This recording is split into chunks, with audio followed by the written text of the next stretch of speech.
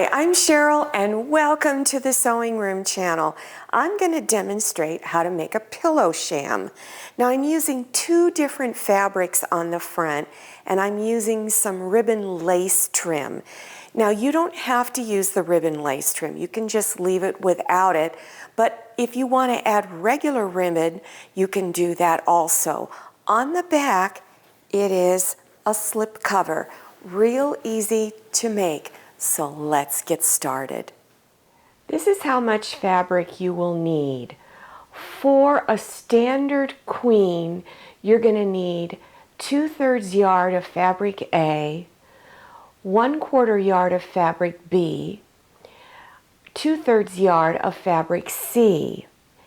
If you're making this for a king size pillow, everything is the same except fabric B, you will need 1/3 yard, cotton batting 2/3 yard, and ribbon lace, which is an option, 2-inch wide, 1 1/4 yards. Cut your fabric for the following sizes. Queen size, which is 20-inch by 30-inch size pillow, cut for the front one piece 16 inches by 21 inches. Cut two pieces that are 8 inches by 21. For the back, two pieces 15.5 inches by 21. King size pillow, 21 inch by 36 inch. You'll need for the front one piece that is 19 inch by 21 inch, two that are 9 3/4 inch by 21, and for the back you will need two 21.5 inch by 22 inch. Please measure your pillow before cutting your fabric and make adjustments to the measurements if needed. It's very important you measure the size of your pillow because not all pillows are made the same measurement. So you want to measure the pillow from the side in the middle up over the top to the other side in the middle. And then go the other way, place the end of the tape measure on the side in the middle, and go up over the top to the other side. This pillow measures 20 by 29.5, so I'm going to add 1 inch to each of those measurements, which would make it 21 by 30.5. Take the fabric for the front, and you're going to take the smaller pieces and put it on each side of your centerpiece and line it up along the edge here. And then of course pin it together, and then you're going to stitch 1/4 inch along these two seams. Then afterwards, go to your ironing board and press the seams on the back side. Then unfold the fabric. Now, if you're not going to put the lace on the front, you'll want to make sure that you press your seam towards the darkest fabric. Since I'm putting lace over the seam, it doesn't matter which side I press it. Take your fabric that you've just stitched together and place it on top of your cotton batting and smooth out the edges. Then place pins all over the top because we're getting it ready to do quilting stitches. So let me go over a few suggested patterns that you can do. You can do straight stitches where you just stitch straight across, turn it, and stitch the other way. You can also do it on a diagonal and then turn it and go the other way. Some of the sewing machines out there have this serpentine stitch. It's a quilting stitch. You can do the same thing, same patterns I should say, using that stitch, just stitching straight across, turning and going the other way, and then of course you can go on a diagonal. Once you've got it all pinned together, I recommend you use a walking foot. This helps to keep your fabric from shifting, and also it helps to prevent little pin tucks.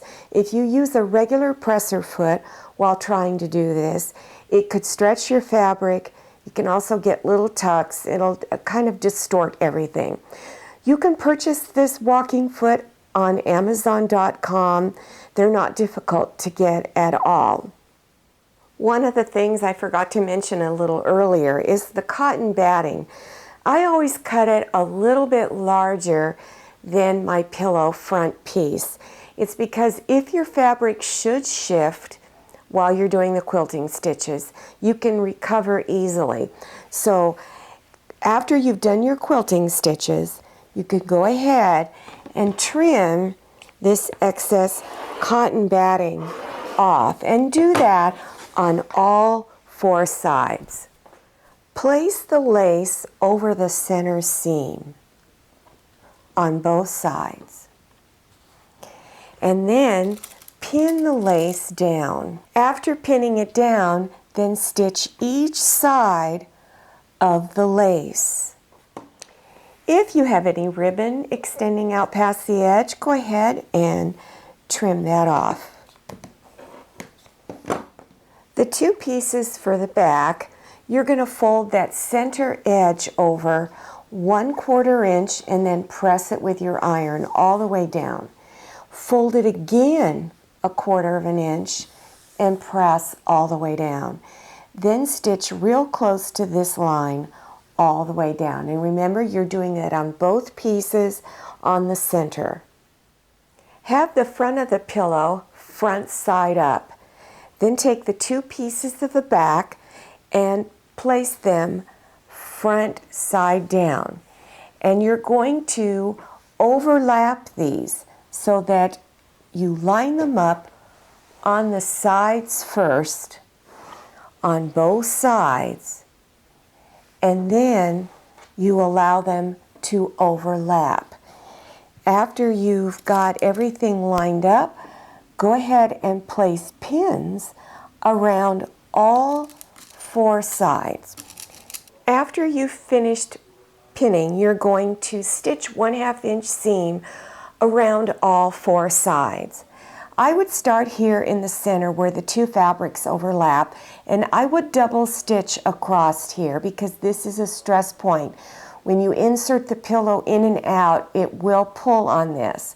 So stitch down to the corner, and then as you stitch to the corner, leave your needle down when you get 1/2 inch away from here.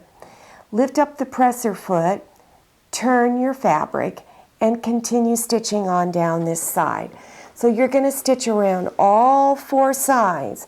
This is also a stress area here. So on both sides of where you insert the pillow, you need to do your double stitching. Trim the excess fabric off of all 4 corners. Leave about 1/8 inch of fabric around the corners.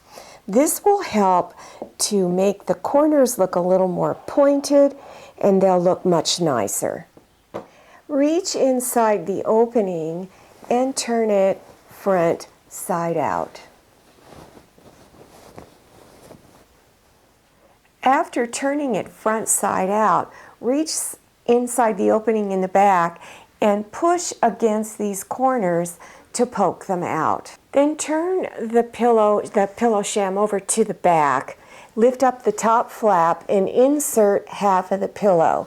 Then push this piece down, and then you're going to pull the other flap out so that you can begin pushing the pillow inside.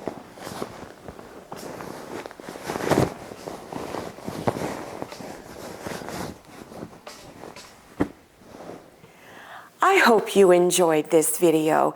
If you're interested in making other pillow projects, check below your YouTube screen for those video links. And also, if you're interested in other beginner sewing projects such as table linens, tote bags, etc., also look below your YouTube screen for those video links.